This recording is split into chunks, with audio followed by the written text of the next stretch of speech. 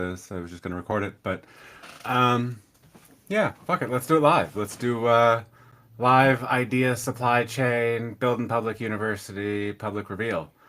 Um, 5 years ago, I had a vision. I had a vision of a new internet that worked for everybody. I got sucked into the incentives at play as part of my discovery of the creator economy. And the first thing I did about a month in is I pushed myself into people's lives with the emotional problems that I was dealing with. I was worried. There was a fucking pandemic going on. I was wasting my life in a dead end job that didn't fucking care about me, was taking more and more from me every single day, and fucking killing me in the process. The pandemic gave me clarity that I couldn't be working for anybody else like that ever again. I had a flash of insight. I went viral. I knew that the incentives were broken. And I realized how, but I couldn't quite explain it. And so all I wanted to do was get some help. And first, I went to the company that I work for. It's a Fortune 50 company. They've got plenty of resources. Okay, I didn't ask the right way, but I didn't know how to ask. All I knew is that I had something big, it was important for the world, and I wanted to share it with everybody. I didn't care about the credit, I just wanted the idea out there. And I spent 3 months trying to get my idea visible inside of a company. And when I got to the VP, they said, "Yeah, we don't do that. That's like a startup thing. Like if you think you're a startup, great, go be a startup. If you build anything like that though, we're not supporting it, but we will own it." And so I quit because I was like, this is too important to be locked behind fucking corporate bullshit that doesn't give a fuck about people. And so I left and I said, I'm going to go launch a startup. Silicon Valley is where it's at. That's where they're solving the biggest problems in the world. I see people raising money for any dipshit idea. Fucking turns out that's a zero interest rate phenomenon and a network phenomenon, neither of which I had any clue about. I didn't know about the economy. I was good enough at it to make enough money to live somewhat comfortably, but never actually get ahead. Small town Ohio, like decent paying tech job.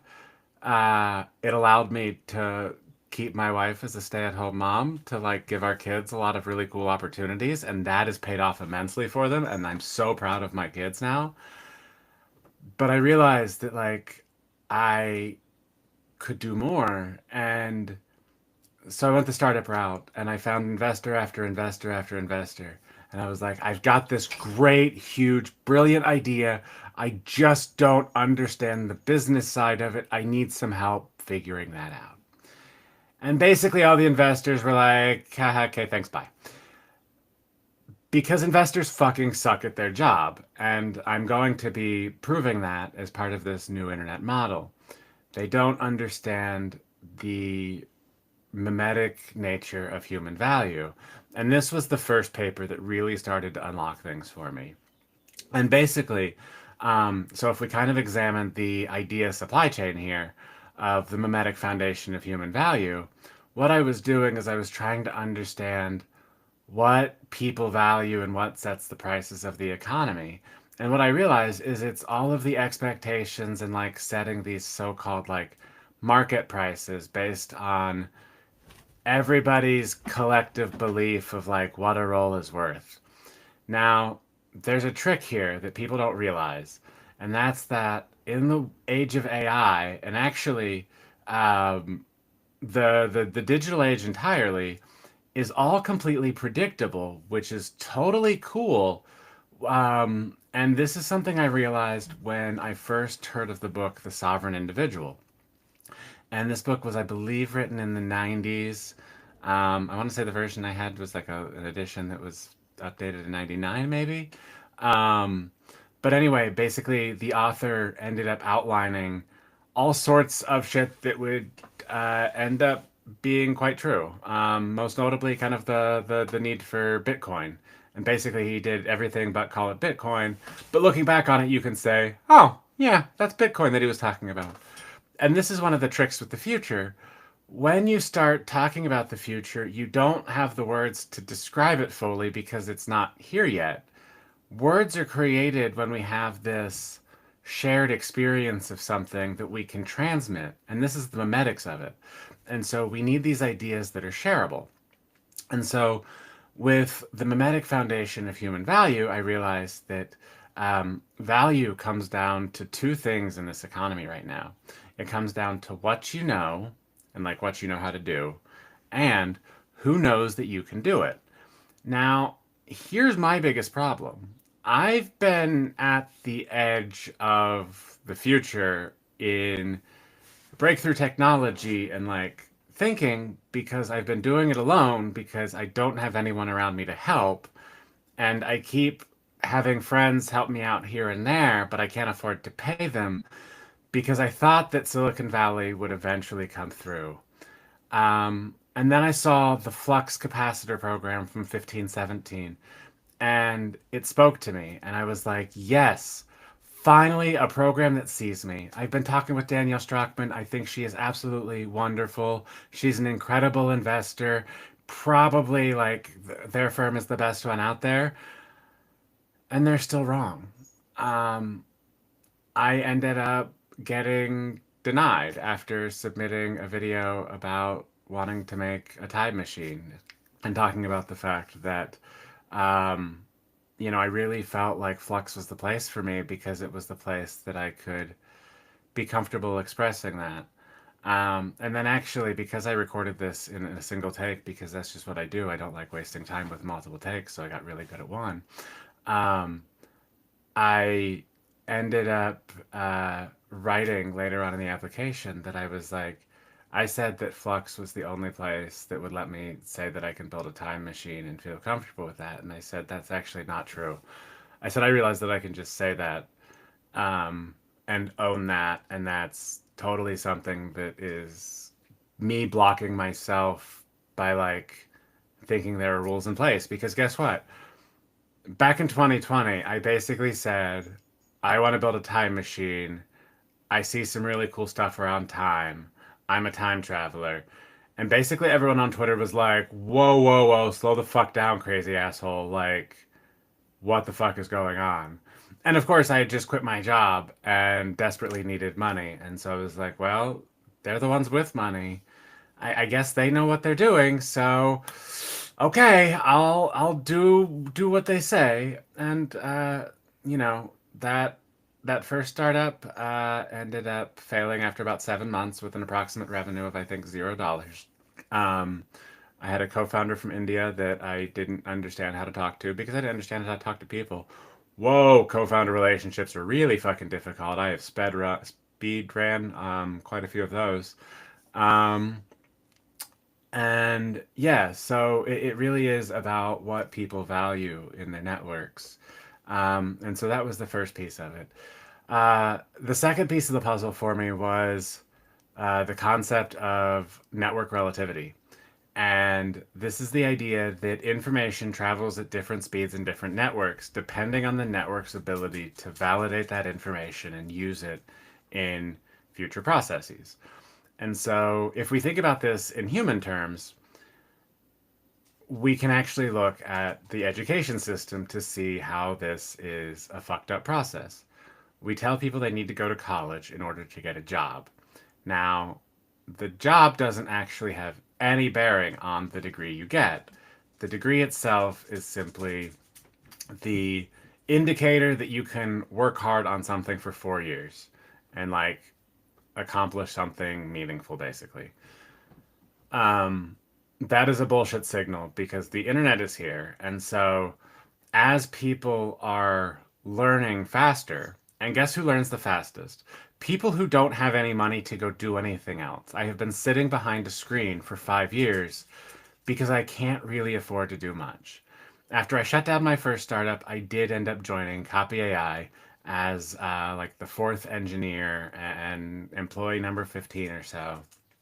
And that's where I got to see a team that went fast. And I finally felt like I was in an environment that was fast like me, except they thought I was a software engineer and I wasn't.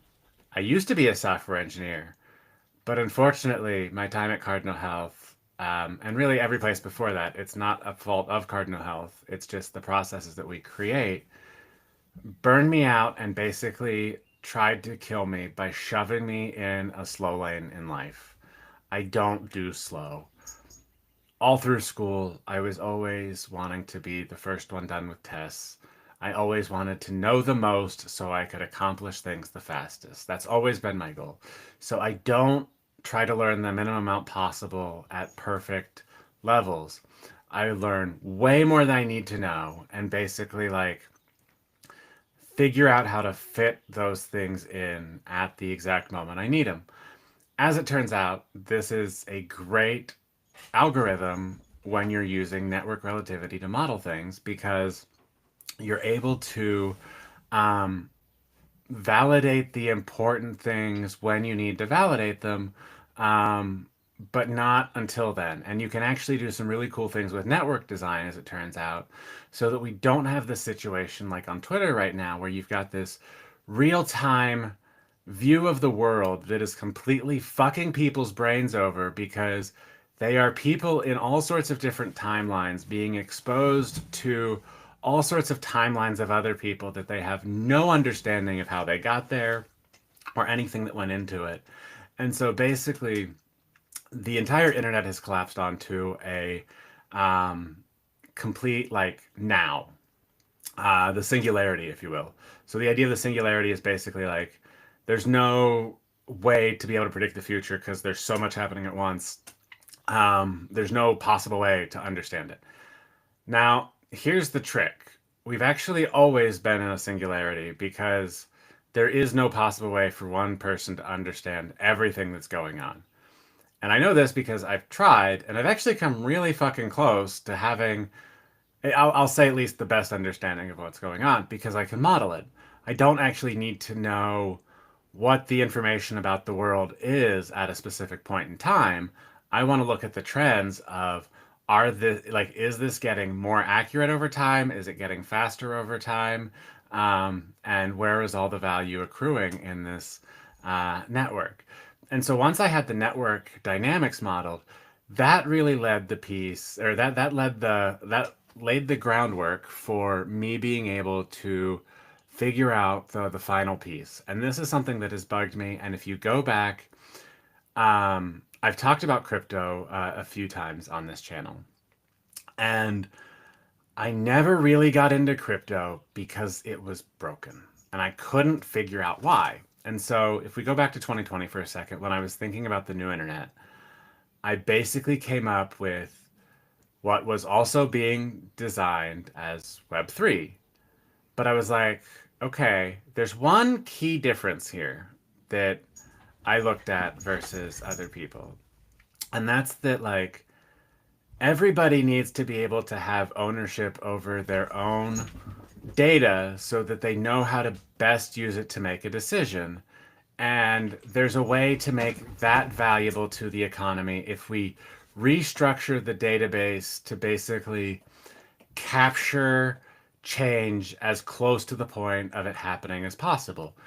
Now, what I proved with this idea of network relativity is that there's a reason for this. It's because basically like the further out in a network you go from the like initial generation of information, the more expensive it is to validate it because you have it at like it's downstream.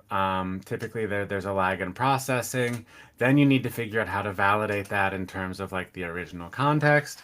And so, with this network relativity modeling, I ended up showing that um, there is a network invariant speed, which, if you actually look at the physical universe, we have this too, and it's called the speed of light, because that's the distance, the speed at which like you can't observe it like if it's going faster than that because it would require more energy to basically overcome the difference in relative speeds. Um, and so on networks, you can actually say like, yeah, that's true, but we don't actually need to worry about the speed of light and observation. It's only as fast as you can capture that information and like validate that it is an accurate record of like the world. And then you can do all sorts of processing on top of that, but you have to have this idea of a like validated view of reality. And as it turns out, this is the missing piece of crypto.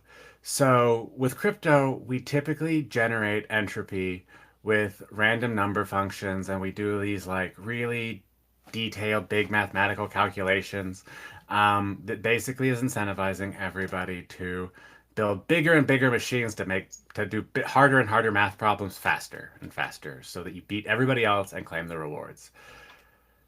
Guess what? That's actually not that valuable because that doesn't actually capture the idea of what is valuable, which is human work. And this is what I never quite got because I was like, I actually thought Bitcoin captured time because I was like, okay, it only goes forward. That's the arrow of time. You know, if you look at like Claude Shannon, the arrow of time entropy, um, as you start understanding something, you actually generate more and more entropy about it because the more you understand about a system, the more and more complex systems you can build, which then create more and more complexity that you have to be able to communicate to anybody else to be able to use.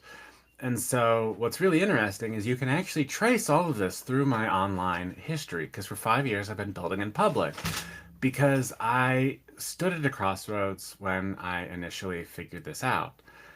I had this flash of insight and I tried to think about what I should do with it to actually get it out in the world.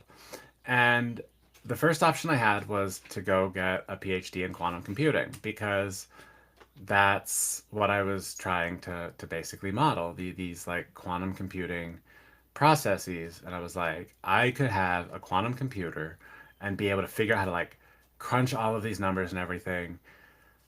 But then I also had a different realization, and it's something I haven't been able to explain until now that I've got all of the other words to explain it. Turns out you can actually use a combination of humans and computers as a de facto quantum computer.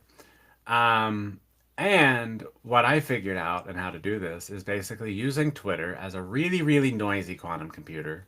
Um, and using that to be able to validate bits and pieces of things faster than I would be able to if I tried to wait and go through, like, okay, how do I take all of these big ideas and package them up for an academic journal and get them validated and then wait for the accolades and then the industry gets a hold of them and then they learn how to use it and then oh finally we've got a working model.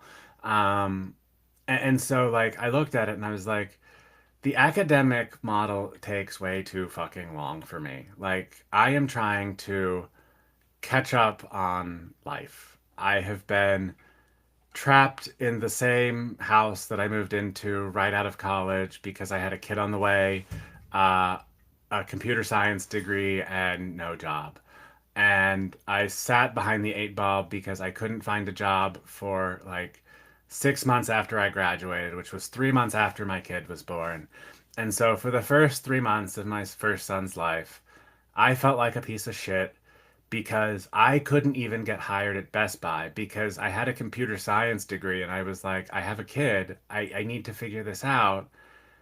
But like every part of the process was fucking me over. I was going to interviews and not getting the jobs. I went into Best Buy and went in for an interview and okay, part of my problem was that people were like, you're interviewing for jobs, like you need to wear a suit. That's what people do.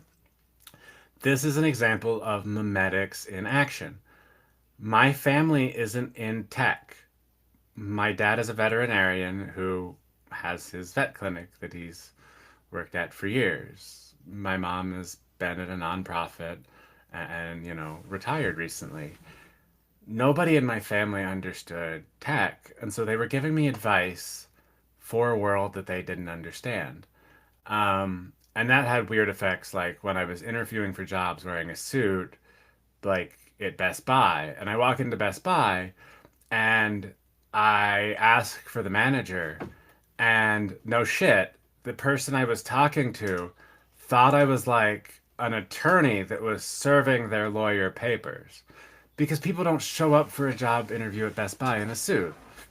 As it turns out, they don't really show up for interviews in tech in a suit either. But I didn't know that. And so I had to figure all of this out without having any guidance as to what the fuck I was doing. And so, in typical Leo fashion, I basically just bashed my head at it over and over and over again until I figured it out. And once I figured it out, actually, it was pretty easy because when I finally got a job offer, coming out of college, I actually got two on the same day after spending a total of 9 months, and three of that leading up to graduation, the last six past that. But basically, like I didn't do any prep because I always found it easy to code. I assumed that like that same talent that I seemed to have in these classes that I was doing things would translate to the job market. And they did, but they didn't translate very well in the interview process because I always did one thing well and one thing badly. I'm really, really good at learning how to do shit. I'm really bad at explaining how I did shit. Because I learned so much, I can't always look back and tell you the connections I made. And so, as part of learning how to be a good interviewer, I had to learn how to explain my thought processes, but do so in a way that actually wasn't affected by power dynamics. And this is something that I didn't realize that, being autistic, I am extremely susceptible to the feelings of power dynamics. And I think this comes from just having like a strong, like, dad. Like, he is very domineering presence. He is somebody who actually, this is the funny part. I spent a long time explaining my vision when this first started to him. And I was trying to explain what possessed me to quit my job during a pandemic and try to figure out shit on my own. And he didn't understand. Uh, and he grilled me, and I didn't do well with it because the thing is, like, growing up, he always had better information than me. Um, he always had better understandings of the world that he could draw from. And with the exception of kind of a few areas specifically around tech, he always ended up having, um, yeah, just more knowledge. And like one thing that this is the example that I always think of. So I took the U.S. history AP test, and so a little background: I went to a small Catholic high school. We didn't have an AP history class really. Like I think it was labeled that, but nobody actually did the AP history class because let's be honest, the history teacher wasn't particularly good. He was a coach who was there to be a coach, and happened to teach history because, why not? That's how we do it in small schools. And so I ended up doing a lot of work on the side to kind of take AP tests because I was like, I want to skip ahead in college. I don't want to deal with the boring shit. I want to get to the good stuff. You'll notice a trend here in my history as I talk through this. But the key here is that I'm doing all of this work to understand U.S. history, um, and I take the test, and I remember very specifically that the essay question was on the transportation methods in the 1820s. And I wrote this essay all about railroads. And I come home and my dad asked me how I did. And I was like, oh, like I think I really nailed it. I was like, here's the essay topic. And the first things out of his mouth was like, oh, so you really talked about the canal system that came into like existence right then and really like dominated everything during that time. And I was just like, I did not say the word canal once. Um, but like that's always how it felt. Um, and looking back, that is the most valuable thing my dad could have done for me because he actually gave me the idea that authority could come from a place of knowing better. There's a joke that always comes to mind, and when I was 14, I thought my dad was an idiot. He didn't know anything, couldn't figure it out his ass from a hole in the ground. But when I was 21, I was shocked. He really learned a lot in 7 years. Um, and that's a bit how it was, for me growing up. But we never disagreed on the big things, which is why actually it's really funny that the whole thing that kicked this off was an article about a fight I got into with my dad over politics. 2020 was emotionally charged. There was a pandemic. I don't know if you were on Twitter at the time, but as it turns out, when you have a bunch of people panicking about a pandemic and about a guy coming into power, it feels like the end of the world. And so I wrote a blog post of today. I gave my dad a choice, Trump or his grandkids. Because in the moment I felt that. And that's when I realized it took on a voice of its own and became something that wasn't what I created. It was taken and thrown into the zeitgeist to uh, exploit the emotions of others. Everybody used it as an example of either like me being a guy that was on their side and like taking a good stand and like pushing away family for like ideological beliefs. And on the other side, I was a fucking demon who like would take away his grandkids um, from him. And what I realized is everybody was applying that situation to their life and responding not with the details of what I wrote about, which was my own personal experience and my own emotions that I was dealing with, but their own emotions. And so they took what I gave them and amplified that, and other people amplified it, and then they like started going all over with it. And I was like, social media is a fucking shit show. Why would anybody do this? Like, this is not how I want it to be. This is not what I wanted to like be known for. And I only made like $100 off of 200,000 views. Pissed a lot of people off. Got some physical hate mail. Um, I will say not that much, but they did spend, probably like $8 to $10 on a couple cards to threaten me from out of state. So, I mean, I triggered emotion. That was something cool. And I was figuring out emotion because I just realized I was autistic, and suddenly I realized that holy fuck, you can actually understand emotions in people if you put in the work. It's just like anything else. It's just a system that you can observe the inputs and outputs. And um, this is actually one of the keys, as it turns out, to understanding and mapping complex systems. Because when you have a complex system that you can't possibly understand all the complexity of, as it turns out, you don't need to. All you do is you basically set up monitoring around the system and see like the inputs and outputs and basically just like observe it over time and start trying to pick out patterns.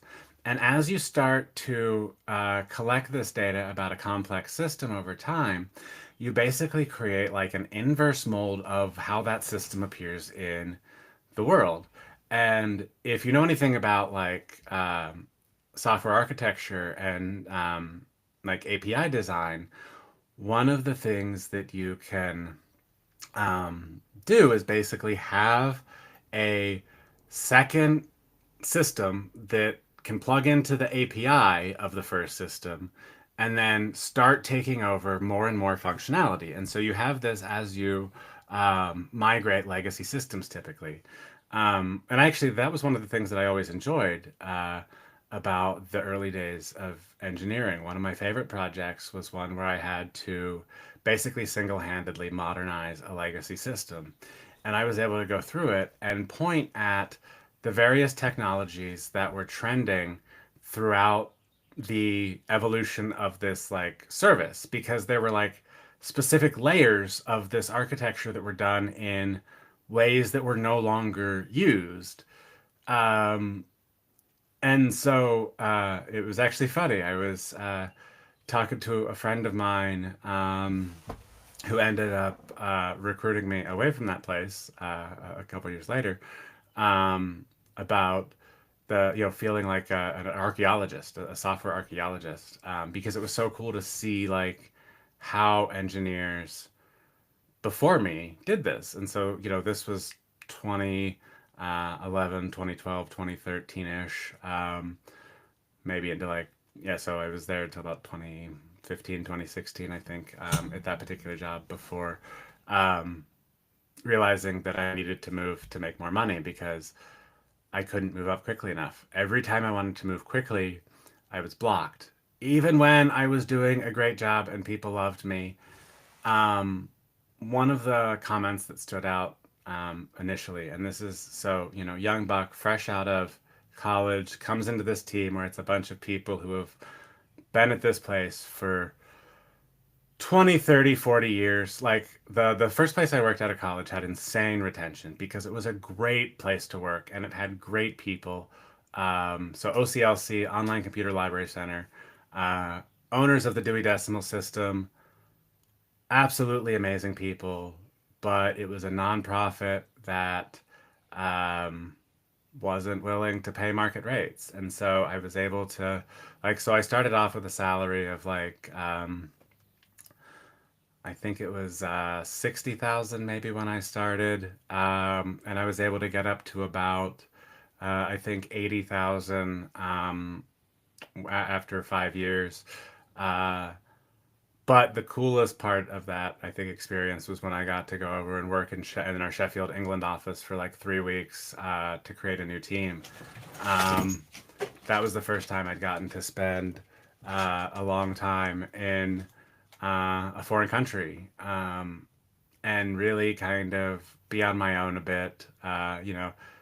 Didn't really have a good chance of that, like going from kind of like college-ish and then suddenly like kid on the way, real job. Like I never got to experience how to be a responsible adult without the weight of like crushing responsibilities and like a baby suddenly that I had to figure out how the fuck to take care of because it's a baby. How the fuck do you take care of a baby? Um, but again, it's all learnable. Um, but we make it really, really hard because we flood the internet with bullshit. And so this is the trick, right? As complexity gets bigger, um, entropy ends up increasing because there's just more parts of the system that are moving at deeper and deeper resolutions, causing more and more changes. And so those changes have to propagate through the network, according to laws of network relativity. And um, so what you end up with is you end up with a world that has no idea what's actually happening because people start exploiting these various network dynamics to get ahead for their own benefit and their own timeline, um, without respect to other people's. And this is where crypto got it wrong. And this is the part that I thought blockchain had the arrow of time correct. And so I finally came back to that. But it's where I was headed. And so, this arrow of time is great, but for a system that doesn't actually exist. I mean, there is an arrow of time for a system, but it's discrete. It's only based on what the system can see. It represents a continuous world where things are always changing and evolving, um, and things like that. And so, what crypto had wrong is it's not about who holds the ownership tokens. and like gets the value. It's the network of people educating each other and working together to sense make complexity and reduce complexity for people behind them to make it easier for other people to navigate the complexity by going through already established routes. We tried to do this with college and getting a job, and that ended up being um, completely taken over by fucking student loan companies that say you need to go to college. Here's all this money. You know, that's all the marketing you saw. There was no chance in hell that I would make a smart decision about money then because, as far as I knew, I needed a degree to get a job as a programmer because in my part of the world I did. And, you know, I wasn't in Silicon Valley. I couldn't just demonstrate my worth. I needed the piece of paper that said I could do it. Um, and so I've always been behind the eight ball and I've had these student loans hanging over my head and I've just deferred them because I couldn't deal with them. I've been trying to catch up and trying to learn faster and faster and faster because I was like, I've got to be able to eventually get to a point in the economy where I can function, right? Um, but every system that I was in didn't value the rate of learning I had because I couldn't communicate it effectively. And so for the past 5 years, as I have worked on understanding the ideas in my head and really getting them into these very, very like specific um, systems and formats that we can like formalize a lot of these ideas that I've had. I've really been focused on teaching myself how to communicate them well and learn how to pave the way behind me to make it easier. And so I've got Build in Public University that's really kicking up now. Um, we are uh, ramping up. We have several members in the Bolt.new World Record Hackathon. And actually, this is something that I have been working up towards because I realized that that was the perfect opportunity to kind of launch this new internet. And so um, when I got the whole flux capacitor thing and said, oh, I need to build a time machine, what I want to do is I want to actually build a time machine that takes all of the 5 years of work and turns it into something that the market can understand. And of course, this week I have done two things that are remarkable. I have solved the last piece of the problem, which is adding like temporal understanding to crypto so that you can actually be able to track the entropy of a system over time and basically understand the shapes of a problem space by instead of rewarding complex problems that a computer solves, you're actually rewarding people for observing problems in the world. And then using that as, you know, the entropy you use to um, determine a lot of the downstream value. And you can actually do some really interested financial modeling on this because it actually uh, makes it behave the same way as the overall economy, but we can do it much more efficiently because we don't have to have all of the weird complexities around them. And one of the things with crypto is because it was simply repeating the same complexity, you know, blockchain was great. It gave us Bitcoin and then Ethereum, and all of that was great. But have you used blockchain lately? It's insane. It's a completely like super complex world. Like, it took me like 2 hours the other day to figure out how to get fucking a grant that somebody sent me to share my ideas at an event called Vibe Camp. It took me like 2 hours to figure out how to actually get that crypto like coming to me because I had to go through all of these steps. And basically, as they're driving change forward, regulators are trying to follow behind them and like understand what they're doing and also clean up their mess. And this is basically exactly what Silicon Valley did to the rest of the world because again, network relativity. And so Silicon Valley is creating all of the changes. They have the networks that are better able to navigate the complexity because it's all complexity that is in a language that they understand and speak and can make sense of, but it goes downstream and basically like everybody else gets stuck with enshittification because you've got these really high performing startups that grow into these really fucking destructive corporations. And it's because the incentive structures at the beginning of startups are broken. They don't reward what's actually happening. Initially, it was all about being able to put in the work to um, be the CEO who raised money, who took on all the risk, and all of that. And so, that's always been kind of the driving force of Silicon Valley, the tech founder who's, the visionary who's going to change the world. But like, as it turns out, it's not about the visionary necessarily. That's part of it, but we've overweighted on that because of systems that basically allow the people at the top to mine the work of the people at the bottom for insights about the world.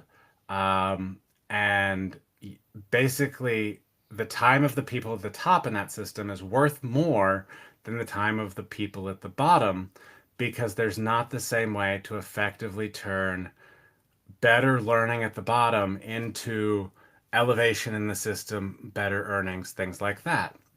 And so, what I actually realized with this is this gives us a really cool model for organizational design. And one of the things I ran into in organizations is there was never a good place for me because I learned faster than everybody else. And so, because I was learning faster than everybody else, I was causing more of a strain downstream on the validation aspect of it. I was causing more work for other people because I was generating more that they then had to like build into their systems and deal with. And so one of the things that I actually suggested when I was at Cardinal Health was this idea of like an innovation team that was designed to like look at all the problems throughout the system and basically take a whole bunch of various ideas and viewpoints and use that to craft, um, you know, an intelligence service basically for the company. And as it turns out, like, again, I was right when I said all of this. I didn't say the right words, but I had the beliefs right. And so, what I've started looking at now is that there is actually an organizational system design that allows us to have a fast and slow lane. So, you give people a chance to move faster than the people around them to make sense of the world and then basically work on communicating it to the people who aren't interested in moving as fast. Because sometimes people are just stable and happy and they don't need more. And that's what we need to be rewarding more of. But instead, we've got this economy that is constantly pushing us to go higher and higher to the level of our incompetence because everything keeps growing and our ability to process all of it isn't that great. And so we have these systems that then lead to enshittification because the things that worked in the beginning don't work in the end in these complex systems that end up rewarding what I've deemed complexity inflation, which basically says that we've created ways to add layers of complexity that then get rewarded more than removing complexity. And so that brings us back around to the final version of the new internet that we're starting to build right now, actually. And so this week has been the best and worst week of my life. As I said, I figured out everything. Um, I am doing everything in my power, but I didn't realize that one of the relationships I was building didn't value the future I was sharing enough. And so I had a friend who needed help. And I said, yeah, you know what? I've got you. Like, we've already been talking about having you be our YouTube strategist. You've helped me run this channel. Let me package you up and give you to like present you to the partner that I've been working with for the last couple months and help building out this strategy for so we can get this partnership off the ground. It was $5,000 that I thought it was worth. And I've asked for really very, very little for as much as I've put in.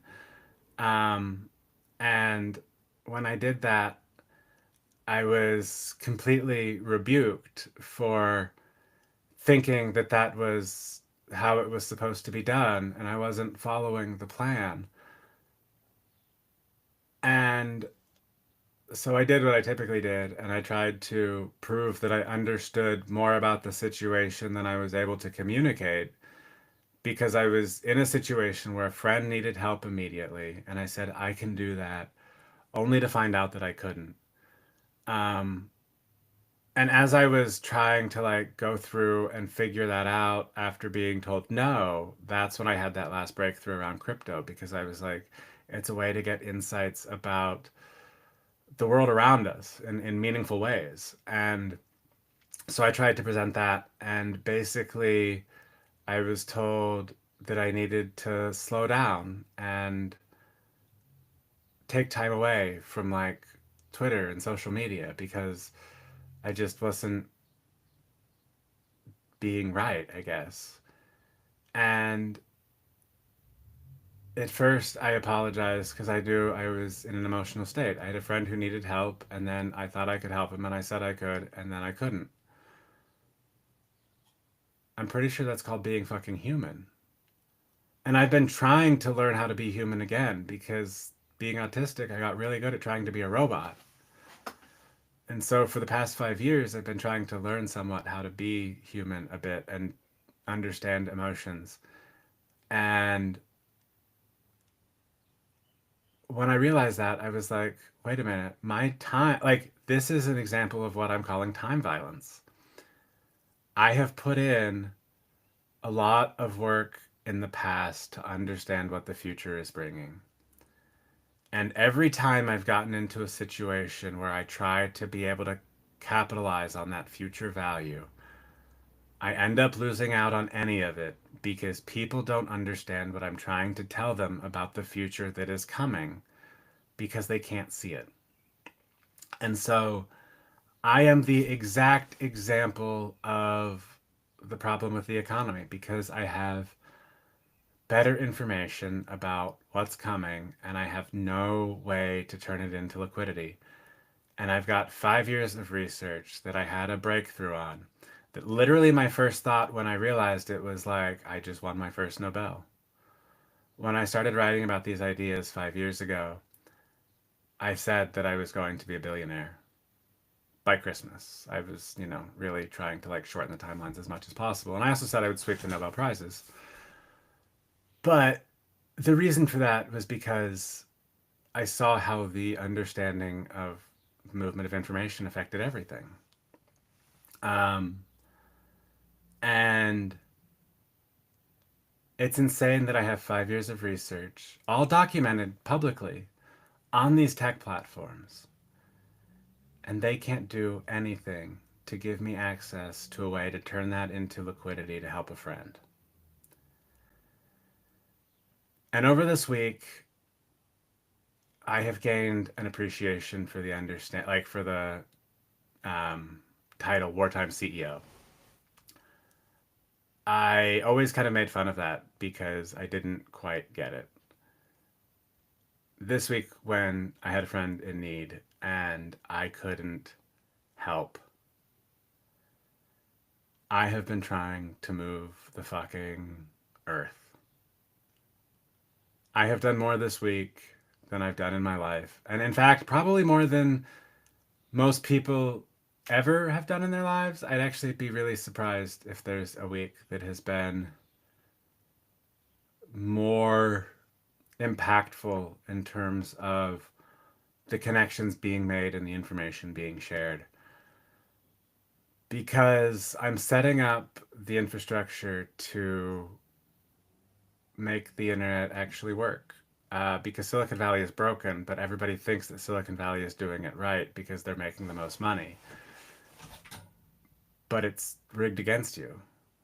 Um, and so it's time to re-rig the game in favor of people over data. And I'm really excited to show everybody what that means because pretty soon you're going to have a much brighter future and way more power over your future than you ever thought possible before. Because I worked really hard to start with simple and build the complexity around it to understand it. Um, Even though Silicon Valley never once tried to help. And so now it's time to replace them. I've got all of the math that shows exactly how slow they're moving. I've got the math that shows us how we build a collective intelligence network that is basically AGI, but it's not something that any one company can claim because it's, as I've been saying this whole time, intelligence is a function of networks, not individuals. We pursue the things that the people around us tell us are valuable. The problem is nobody actually knows what's valuable anymore because the systems that we've created have spread us all so thin. They're just mining us for any bit of data they can get about the world so that they can compress it and make these long-term decisions about where the world is headed while you aren't being considered at all. And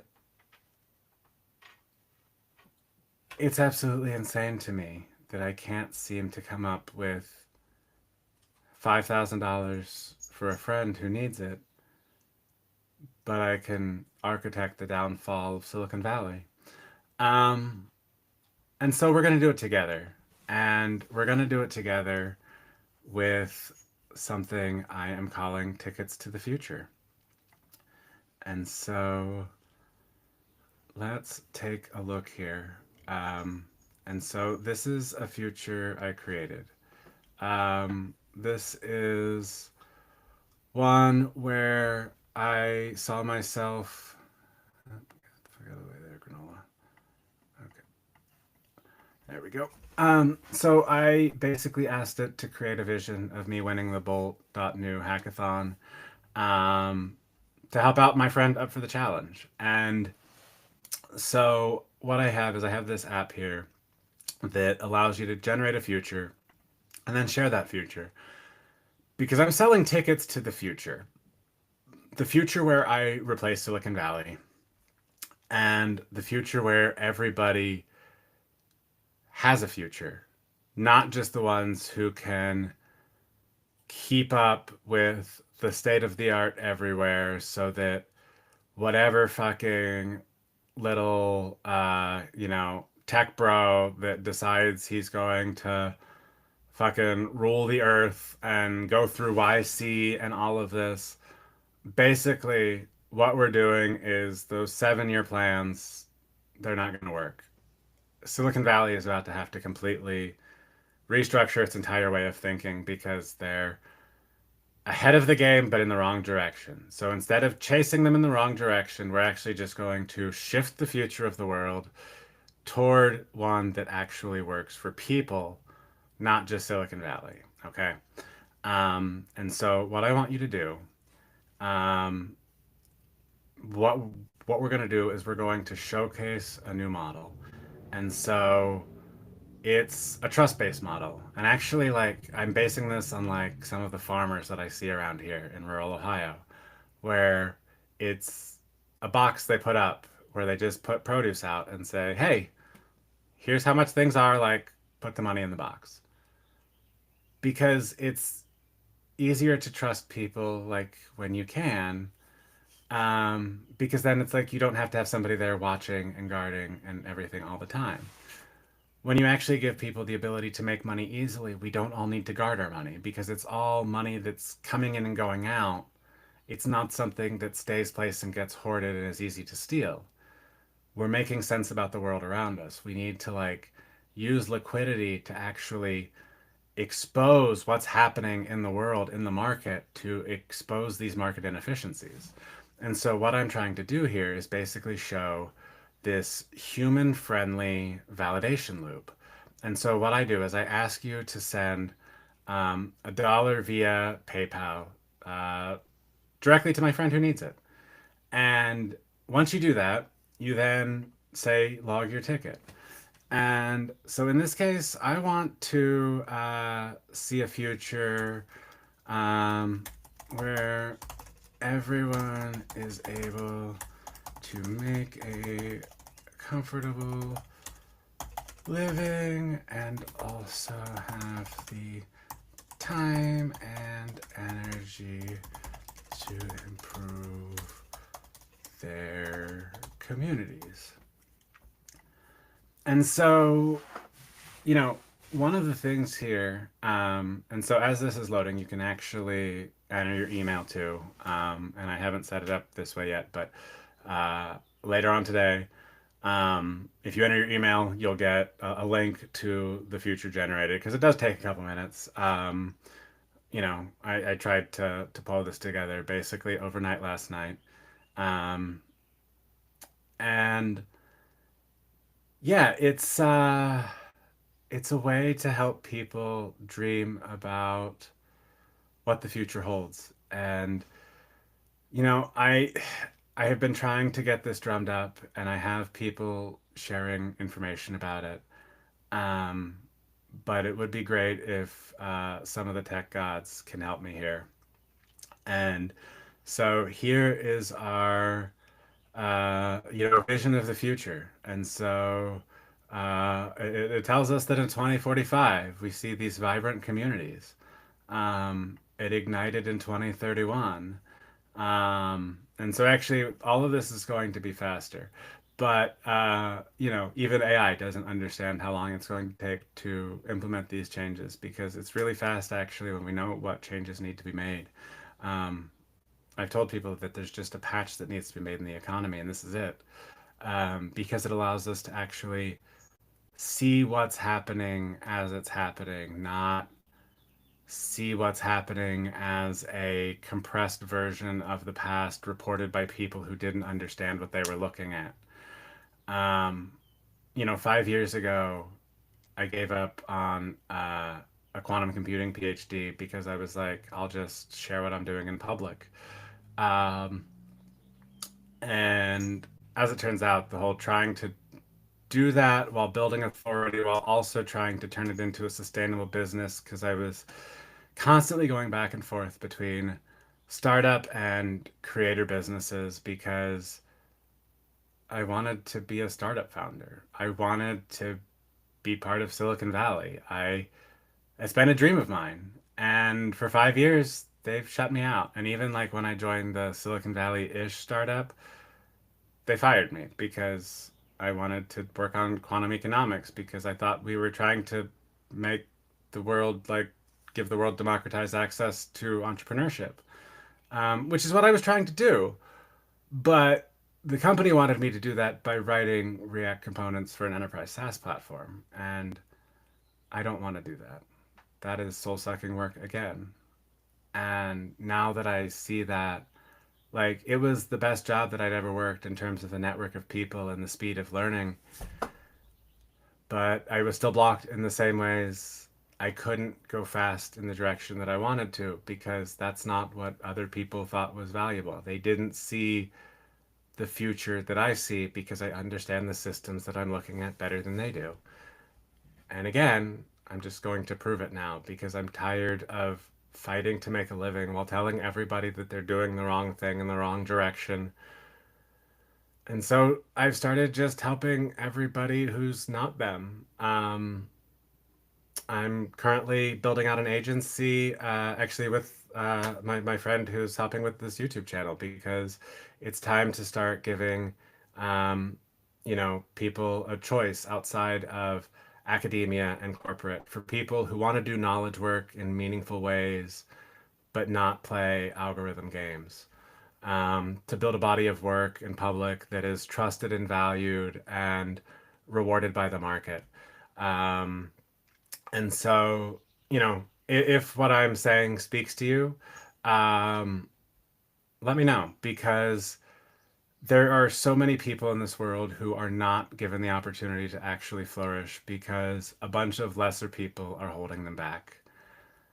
I am tired of being held back in a world that doesn't understand the value that I provide, and I don't want anybody's like future money. Like, I'm not trying to steal people's equity and things like that because it's fucking worthless. It's just my point. It's all about the information and the transfer of that information in networks. And I'm tired of wasting time on decisions that don't fucking matter. And so I need your help to show the world that there is a human future in front of us. Because, once we get that, then we can do some pretty incredible things. And so, uh, let me. Okay. Apparently, I can't change the link in that. That's weird. Okay, there we go. That seems to be an oddity of Arc. So I've been building up this new Substack newsletter called Hitchhiker's Guide to the Future. And basically, it's going to be a premium newsletter. And I've been trying to get some different models examined. But I actually, I do have some information about how network relativity applies to like academic publishing. And so this actually shows us that like, these journals are publishing on 12-month ticks that are then like determining the incentive structures that are happening. And so all of the work in between those ends up being totally owned by the people at the top of that because it's this compression of value tracking up and up and up. And so when I've been putting stuff out in public, I'm avoiding that. And so it's actually been really cool because I've been able to like go into Discord channels where I've got some people I know who are working in academic labs and things like that, and I'm able to advance their research forward to the state of the art because I'm not interested in giving more notoriety to people who have it. I'm interested in seeding the world with better ideas and showing how they pop up through everywhere. And so I'm never going to actually learn how to write a real academic paper. I'm going to publish newsletters and I'm going to be cited downstream in academic publications because I'm using my work to actually help people in other fields advance their own research while I'm continuing to do my own, as opposed to holding out to try to be the first to publish and claim all that credit because that's the only way that I'll actually be able to outrun this fucking economy because it's killing me and I want tenure and I want safety and I want security. Please give it to me now, fucking academia. Oh God, now Trump's in office and everything is wrecked. That's basically how academia is right now, which makes me really fucking happy I made the decision to just get addicted to Twitter instead of doing the whole quantum computing thing. Best fucking money I ever spent, kind of, although we'll see. It does fuck with your brain. Um, but then, yeah, basically, like these mimetic economics, these recognition loops. And so um, it's okay to go fast and then retract some. Let me tell you, this week I have been doing a lot of shit. Some of it ended up not quite being what stuck because I've been trying to figure out how to fucking explain 5 years of ideas in a week in a way to build enough trust to actually get money to somebody who needs it. Which again is really fucking impossible, which is bizarre in an always connected world. Like, we have the network infrastructure here to be able to make all of these connections happen instantly, but instead we've got banks full of money who are moving slow while our futures pass us by without us being able to live them because one of these days it'll be our turn to be successful and then we'll see.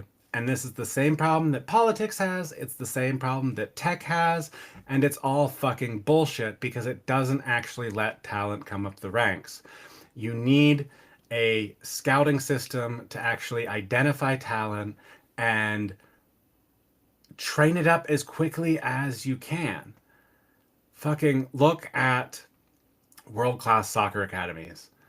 They put a fuck ton of money into academies all over the world that feed into their club team because they want to identify talent early.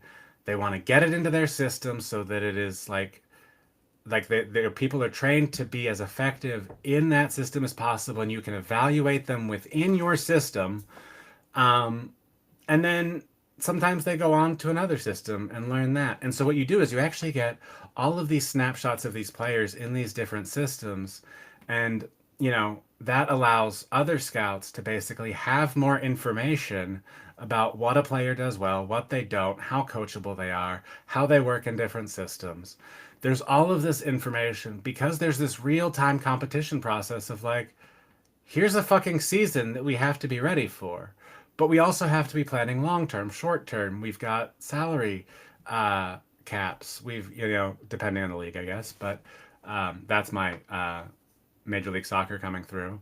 We have weird, Garber bucks, funny money, which is a total, allocation dollars, general allocation and targeted allocation. But maybe we can use that on U22 DP.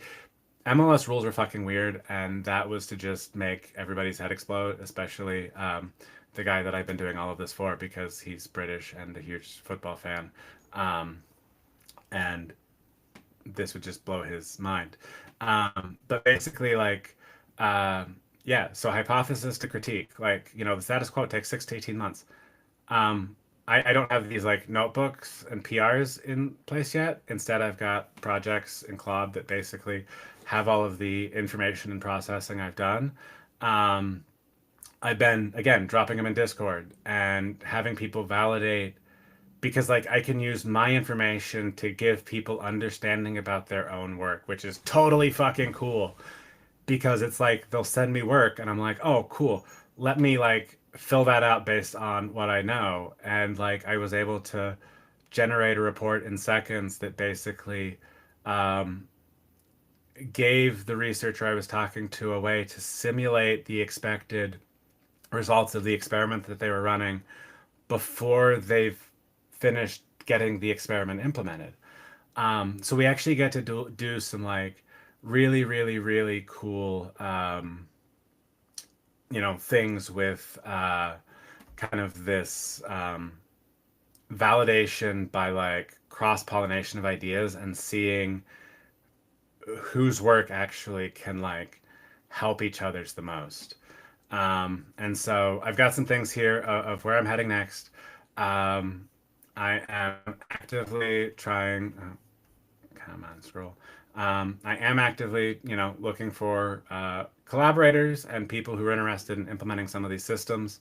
Um, I'm trying to hyperstition an entire AI lab into existence by the end of this month because it's time to start focusing on how we use collective intelligence to make everybody's lives easier as opposed to um, just the people at the top who are able to make more and more easily while the rest of us get pushed to the bottom and have no recourse. And so I don't have the opportunity to go to the bank and ask for money because the bank can't value a blog post. It can't value a GitHub repo. It can't value a YouTube channel. Um, and so going forward, we're going to change that. And I'm going to start showing you how to value all of these things because it's absolutely fucking bullshit that I've put all of this work into helping the world understand itself better to be able to do things better for everybody else. And by doing that for the world, I've managed to put myself into a place where I can't help the people closest to me. Um, and that's the worst fucking part. Um, there's a video that my friend made for me. My friend who saw me before anybody else did. My very favorite person in the world, Lobos Spark. He made a highlight video for me because he believes that everybody needs to know how great they are. And while he made this highlight video, there's one line in there, and this is from Who I'm Trying. Of the spotlight And for the rest of us scream and shout about. Leo does not get enough of the spotlight for what the rest of us so, scream and you know, shout about. he actually Leo, he sees me in a way that others don't because he's the same way. He puts in the work to put in the work because he can't help but put in the work. He doesn't do it for the recognition or credit, which is why it's important that the systems give the recognition and credit to the people who deserve it the most, not the people who are best able to communicate what they did to the network. Because then we get into a position where you've got Adam here, who actually, um, he wrote a book, Smart as a State of Mind. And he's been working on it for 10 years now, and it just recently published, and you can get it on Amazon. Um, and so we can take a look here at Smart is a State of Mind. Because one of the things you don't realize is that everything he says in here and all of this deep research basically gives you the blueprint of how I'm building collective intelligence. Because his whole point is that intelligence doesn't matter unless you're in an area where you can apply it. And so that means the internet has to give us the ability to recognize value and reward early insights. And, this is something I've been really focusing a lot on, these early insights, because that's what's actually valuable. And that's still learning this whole how to use one single tab thing. But, if we go back here, there's, I've been trying to highlight where I have been early. Like on this, right? So you've got Greg Eisenberg, who's like the MC of this Bolt hackathon. Ideas are useless, education is everything. Um, which is exactly what I wrote back in 2023. Um, and as I said, execution is becoming commoditized. What really matters now is coming up with innovative, disruptive ideas.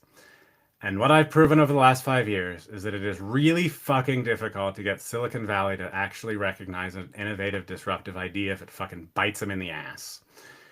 And so what we're going to do now,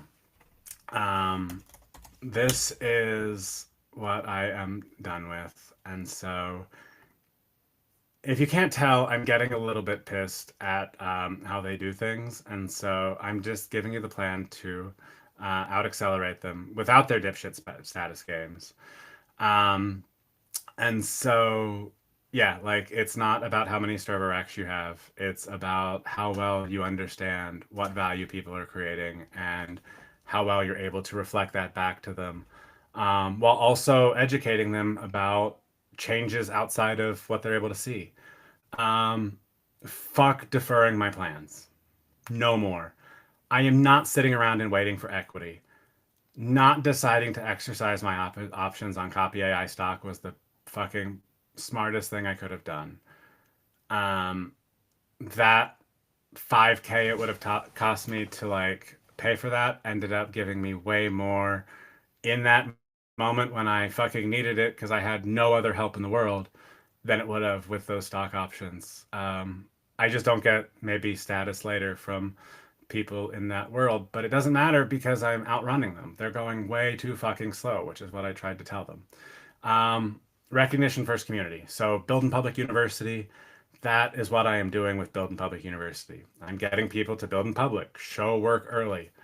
I want people to identify who they're getting ideas from. I'm looking to build like kind of these back propagating models that can basically start connecting the dots on like who did that, and then rewarding questions. I love people asking me questions, even when they're not very nice about it, um, because uh, you know it's important to be skeptical. Actually, if you go to my GitHub PhD repo, in the papers folder, there's one on Beyond the False Dichotomy. And I actually talk about the idea of rigorous mysticism, which is how do we have an understanding of complex systems that we can't fully model from inside the system. So we have to actually use these techniques outside of the system to do collective sense making and calibration outside of the environment that we don't have any control over. Um, and actually, that solves a problem that I started working on, I don't know, a year ago for someone maybe. And so I'm gonna have to eventually go back and see if they still need that answer. They probably do because, again, like I just shifted all of the math to make all of this work. But I did know that that was a valuable thing. Um, and so aligning incentives around the actual learning yield. How well do we take the increasing rate of entropy as we basically do more? Um, how do we actually reward people for learning? And so, uh, yeah, this is it's where we're using dopamine the right way. Like it's I love learning because learning is valuable. Because then you understand things and you can implement those things much faster. I have shown over the last 24 hours how quickly you can go from, a landing page to a full featured, app that actually can generate this future because I figured out how to kind of set things up in very quick, easy to assemble ways. Like, so if we take a look here, one of the things I've been doing is really using N8N as my de facto API. And so, I used Bolt to kind of generate the front end, um, got it to an initial version, and then brought it into Cursor and started hooking it up to N8N. And so, like, if we look at how we generate the future here, so I actually uh, because it's a long running process, I actually just like capture the request in a database and then return kind of a pending state. And then I've got a scheduler here that like picks it up and processes them in a queue. And so it gets the request, basically marks it that it is being um, worked on so that the next run that comes along in 30 seconds won't pick up the same run. Um, then we go ahead and create the initial um, vision. And so I've got this kind of detailed system prompt in here that you're able to uh, get kind of you take the person's initial input and expand that into kind of some like dedicated schemas that you're able to then work with. And so let's see right here. I'm just doing some processing on the timeline bit that I'm actually not even going to use because uh, yeah, I'm still figuring out the data models. So like, I'm kind of inserting things along the way.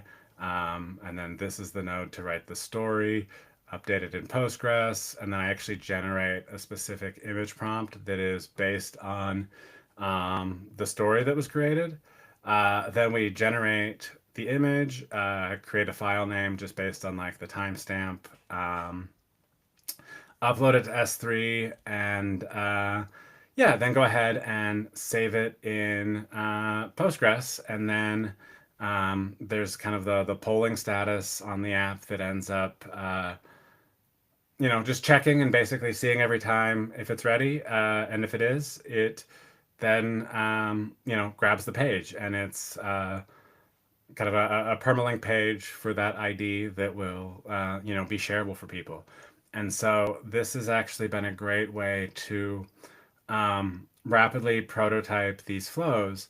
And then as I start getting more and more solid on like what things I want to run on a regular basis, I'll actually start um, cementing them more into Mostra agents because I can do a lot more like fully automated stuff, like kind of with that level of code than I can with this GUI.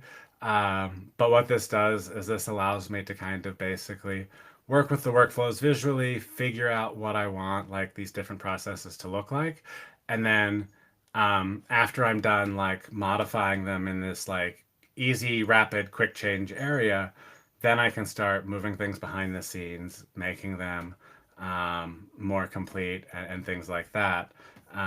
Because I actually really like uploading them or deploying them through flight control when I can. And so, have a whole bunch of projects in here that I've done for various things. But if we actually take a look here, uh, maybe see if that loads. There we go. And so I've just got this little like production server up and running right now. And so if you look, it actually didn't take me very much time to. So yeah, actually, like this shows how quick this came to be. 19 hours was the first commit to the repo. Took me about an hour to actually get it, deployed. But then, and so that first page was actually just the story that tracked the click to kind of showcase the model. But then I was like, actually, we could just add in these future generations and make them shareable. And then hopefully that'll make it something that goes viral and is able to reduce the weight of time violence in this issue and like help a friend who needs it. And then, you know, the kind of future of this app then. Um, so this part right here is I probably need to do a better job of explaining this. I don't know. I keep debating. I really want the story to speak for itself, or the model to take off, but I may have to like separate those two, because I think it may be confusing, and then it comes down here, and this isn't the cleanest. But I like this idea of basically being able to like swap in fast lanes of support for people who need it, instead of a standard payment processor. And basically, again, using this like trust-based network where I assume that that's going to come back to me in the end, because I'm not actually charging people to run these generations. And yeah, if the world decides to take off with it and fucking bankrupt me, while not actually sending my friend any money, that's okay. That's I put all the risk on him by not actually being able to deliver when I said I could. Um, and so now, I'm trying to demonstrate a way that I can take on all of the risk, and hope that the world helps me make that right. And so, we've had $100 come in here so far, which is where this tickets verified comes in. And so I'll be updating that as we get more money coming in, because I'm really curious. Can we actually trust the internet to, pay for the value that's actually being created? Um, and I'm going to believe that we can, because I refuse to live in a world where I can't trust the people around me. And I'm going to continue working until I can, because the systems that we design should be um, able to make it easy to use our work to get more access to resources, opportunities, and all of that. And as of right now, that's just not the case. So it's been a hell of a week. But long story short, we're building a new fucking internet, and Silicon Valley doesn't see it coming, because I've tried to get them to see it coming for 5 years, because I wanted to be a startup founder. And this week it became very clear to me that I'm not a startup founder. I'm a creator. I'm a feral academic. I'm a time lord. I'm an agent of chaos. I am a university professor, but I'm not a startup founder, because according to Silicon Valley, startup founders are people who are obsessed with status over actual problem solving. And yeah, frankly, I don't want to live in a world where anybody can't make the world as good of a place as I can, to kind of reclaim that Silicon Valley expression. So anyway, it's been an hour and a half. Again, I wasn't initially planning on streaming this. I was just going to record a short video explaining bits and pieces, but since it went live, I just went live for an hour and a half. So hope that was fun and interesting. There's going to be a lot more coming out in the days and weeks to come. The Tickets to the Future will be useful for something coming up. I'm still working on setting up exactly what that is, but if you understand what NFTs are supposed to be used for, this is basically what NFTs should have been. But again, without the investor status games that they love playing so very, very much. All right, so that's it for today. I hope that's helpful. Go to tickets.hitchhikersguidetothefuture.com. Check it out. Generate some futures, play with it. I'm not checking on like who's donating first and who's generating when. Generate something first. See if it's worth it. See if you have a bright future that you enjoy. And donate after the fact. And share your future with a friend. We don't do a good job of sharing the futures that we want for ourselves because we're constantly forced to put our futures on hold for the sake of other people's. And I don't know about you, but I'm fucking done with it because I am tired of time violence taking my future away while I get to see everybody else living the lives that I want to be able to live and have no access to, because even when I put in, months of work and planning that takes on some of the forefront, state-of-the-art research in the world, I can't even turn that into 5K from a relationship that I thought I had trust in. So that's a broken fucking internet, and it's one that I refuse to allow to stand. So anyway, that's the mission. Here we are. Let's go build a new fucking internet because, god damn it, I am sick of all this bullshit. And starting in July, we're going to have a new internet because we're building a time machine and just replacing the internet with actually something good that works. So I don't know who's with me, but anyway, I hope it's you. Thank you if you stuck around to the end of this. If you popped in anytime during the stream, I can't actually really see what's going on. Maybe people on Twitter are watching. That's where I hang out the most, but it tells me 0 because I can't real-time validate that. I have no insight into that. Great example of network relativity. So I just don't worry about it because it's not that important, because I'm not doing this for people who are watching this live. I'm doing this to get the ideas out of my head in a way that other people can hopefully process and understand. And so here we go. Hope that's helpful. Thank you for tuning in. And I hope you have a wonderful Sunday. I think that's what day it is. I honestly don't actually know anymore because, again, it's been a hell of a week. That's it. I'll see you. Love y'all. Go help someone in need.